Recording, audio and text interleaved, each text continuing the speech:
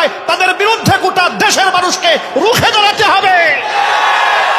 March for Gaza যখন বাংলাদেশে হলো, সর্বস্তরে ওলামারা তাওহীদি জনতা ঝাঁপিয়ে পড়লো, লক্ষ লক্ষ কোটি কোটি। অথচ এই সুন্নি নামধারী এরা মার্চ ফর গাজাতে অংশগ্রহণ করে নাই।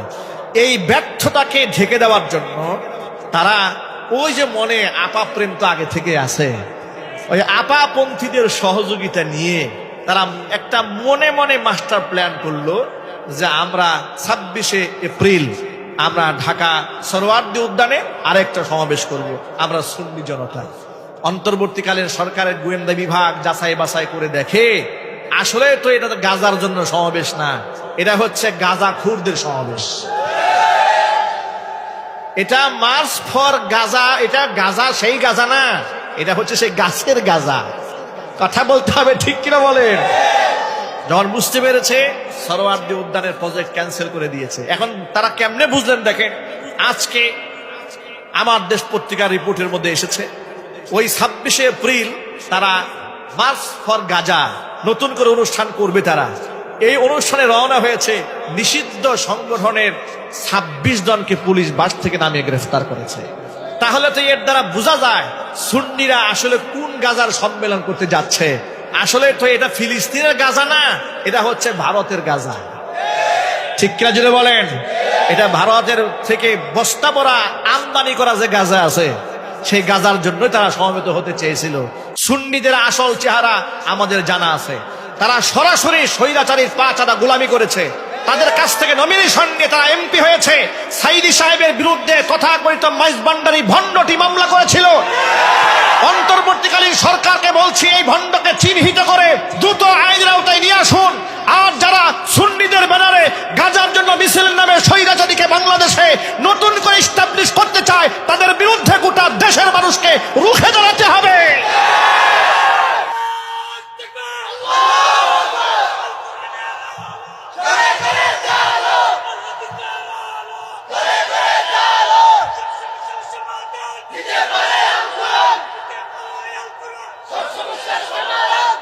সুতরাং প্রিয় ভাইরা আমার, সব আলেমরা জেলখানায় জরিমানা দেয় নাই। ওরা সারা জীবন যখন আমাদের মাহফিল গুলাতে 144 ধারা দেওয়া হতো, তখন ওদের মাহফিলে ফুলের মালা পেত ওরা। কথা ঠিক কিনা?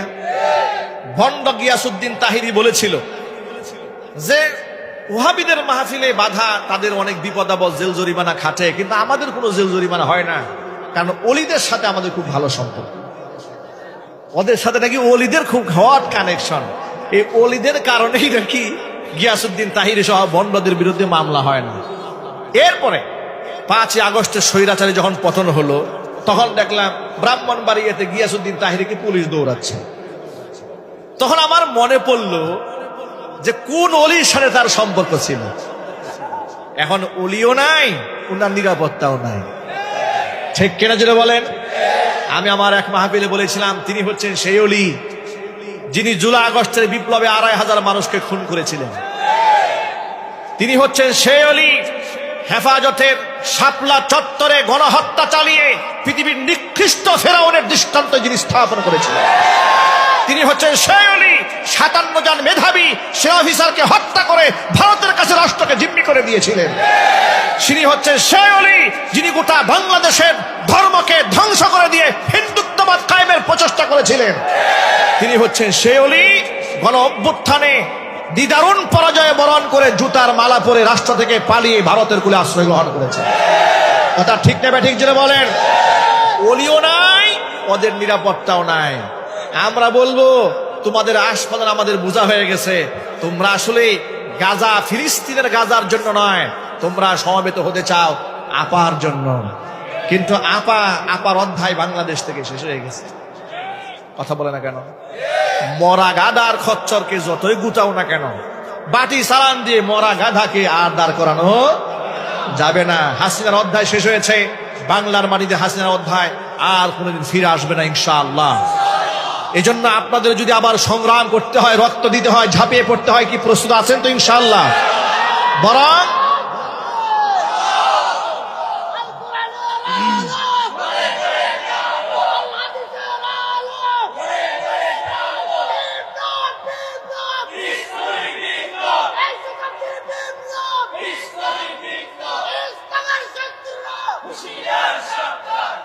আমি সব সময় বলি আপার একটা অধ্যায় শুধু বাকি আছে, সেটা হচ্ছে ফাঁসির কাস্টে ঝুলার অধ্যায়টা বাকি আছে। উনি আসবেন শুধু ঝুলার জন্য আসবেন, ঠিক কিনা? অন্য কিছুর জন্য আর আসার কোনো সুযোগ নাই। ইনশাআল্লাহ এই বাংলাদেশে তাদের বিচার আমরা দেখবো ইনশাআল্লাহ। আল্লাহ পাক আমাদের ঐক্যবদ্ধ থাকার তৌফিক দান করেন, জোরে করে আমিন।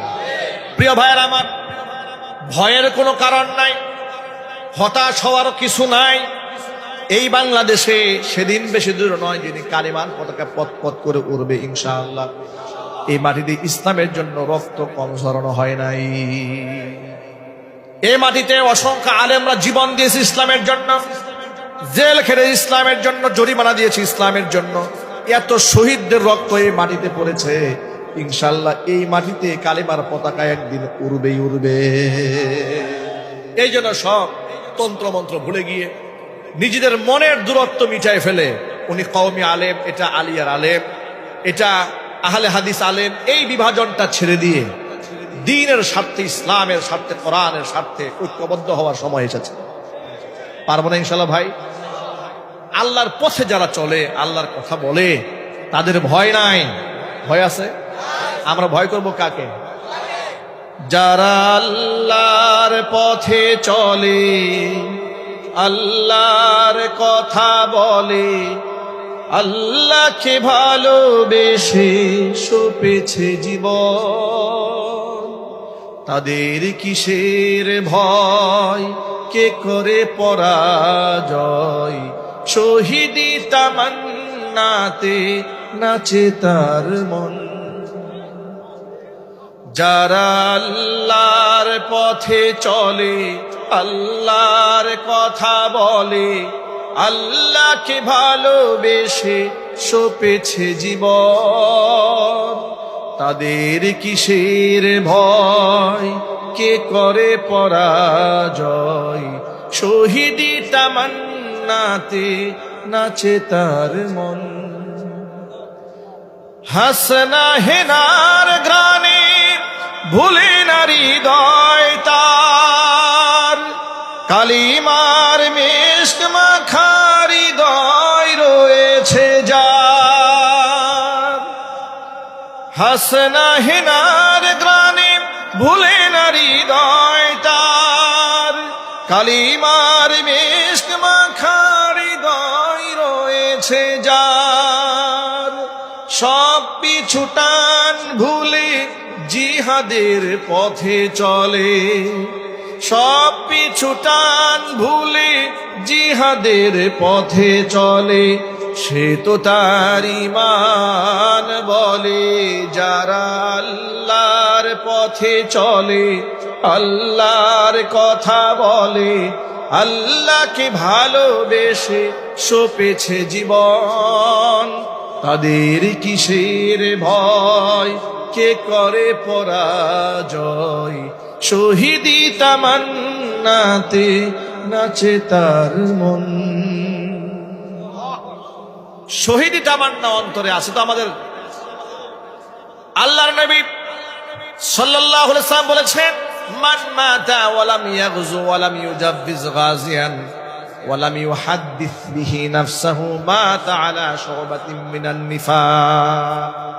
নবী করিম সাল্লাল্লাহু আলাইহি ওয়াসাল্লাম বলেছেন, কোন ব্যক্তি যদি এমন অবস্থায় মারা যায়, যে ব্যক্তি কোনোদিন জিহাদ করে নাই, কোনো মুজাহিদকে সাহায্য করেনি, এমনকি জিহাদ করার সংকল্প মনের মধ্যে আটেনি, তাহলে ওই ব্যক্তি মুসলমানদের দলভুক্ত হয়ে মরবে না, ব্যক্তি মুনাফিকদের দলভুক্ত হয়ে মারা যাবে। যদি বলে নাউজুবিল্লাহ। আপনাদের কাছে জানতে চাই, আমরা কি মুনাফিক হয়ে মরবো নাকি? আমরা কি মুনাফিকদের দলভুক্ত হয়ে মরতে চাই? আমরা কাফের বেঈমানদের দলভুক্ত হয়ে মরতে চাই না, মুনাফিকদের দলভুক্ত হয়ে মরতে চাই না। আমরা হযরতে শাহজালাল শাহপুরান রাহিমাহুল্লাহর দলে অন্তর্ভুক্ত হয়ে যেতে চাই। খালিদ, খাব্বাব, খুবাইব, আম্মার রাদিয়াল্লাহু তাআলা আনহুম আজমাইন, তাদের মতো সাহাবীদের কাতারে পেছনে দাঁড়িয়ে থেকে আমরা তাদের সাথে জান্নাতে যেতে চাই। খালিদ বিন ওয়ালিদ রাদিয়াল্লাহু তাআলা আনহু বৃদ্ধ বয়সে ইসলামের এই অপরাজয় সেনাপতি বার্ধক্যজনিত রোগে আক্রান্ত হয়ে বিছানায় কাতরাচ্ছেন আর চোখের পানি ফেলতেছেন, কান্না করছেন।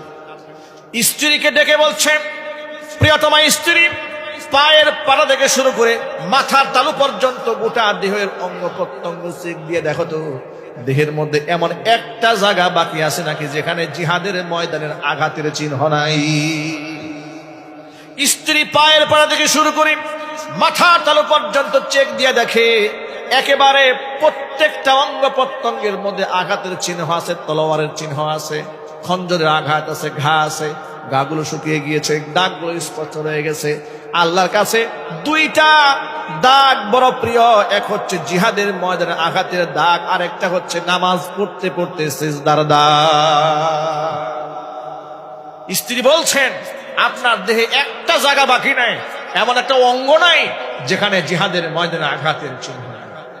খালিদ বিন ওয়ালিদ দুঃখ করে বলছেন শোনো, যেখানে সন্তান জিহাদের ময়দানে মুসলমানরা বেশি শহীদ হচ্ছে, তলোয়ার নিয়ে সেখানে ঝাঁপিয়ে পড়তাম শাহাদাতের তামান্না নিয়ে, কিন্তু আমার তলোয়ারের সামনে কোনো কাফের টিকতে পারতো না, প্রচুর মতো কেটে টুকরা টুকরা হয়ে যেত। সকল জিহাদে আল্লাহ আমাকে গাজী বানিয়েছেন, কিন্তু আমার মনের মধ্যে সবচেয়ে বড় কষ্ট, আল্লাহ পাক কেন আমাকে শহীদ হিসেবে কবুল করলেন না। আমি তো আল্লাহর কাছে শাহাদাত চেয়েছি, কিন্তু আমার শাহাদাতটা মঞ্জুর হয় নাই। বিছানায় শুয়ে শুয়ে দিনের জীবনের শেষ মুহূর্ত আমি পার করছি, এটা আমার মনের মধ্যে বড় কষ্ট। স্ত্রী তার স্বামীকে সান্ত্বনা দিয়ে বলে, প্রাণের স্বামী আমার, আপনার নাম কি? বলে আমার নাম খালিদ বিন ওয়ালিদ। আপনার নামের উপাধি কি? বলে আমার নামের উপাধি হচ্ছে সাইফুল্লাহ। বলে সাইফুল্লাহ মানে কি? বলে আল্লাহর তলোয়ার। এবার আপনি চিন্তা করেন, আপনি হচ্ছেন আল্লাহর তলোয়ার, আপনি শহীদ হয়ে যাওয়া মানে হচ্ছে আপনি পরাজিত হওয়া, আপনি পরাজিত হওয়া মানে হচ্ছে আল্লাহর তলোয়ারটা ভেঙে যাওয়া।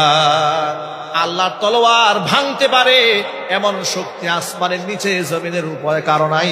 জোরে জোরে বলেন সুবহানাল্লাহ। এই জন্য আল্লাহ তাআলা হয়তো বা আপনাকে শহীদ না বানিয়ে আল্লাহ পাক আপনাকে গাজী বানিয়ে দিয়েছেন। তবে মনে রাখবেন, শাহাদাতের তামান্না যার অন্তরে আছে, ওই তামান্না নিয়ে ব্যক্তি যদি মরেও যায়, কিয়ামতের দিন আল্লাহ পাক তার শহীদের মর্যাদা দান করে দিবে।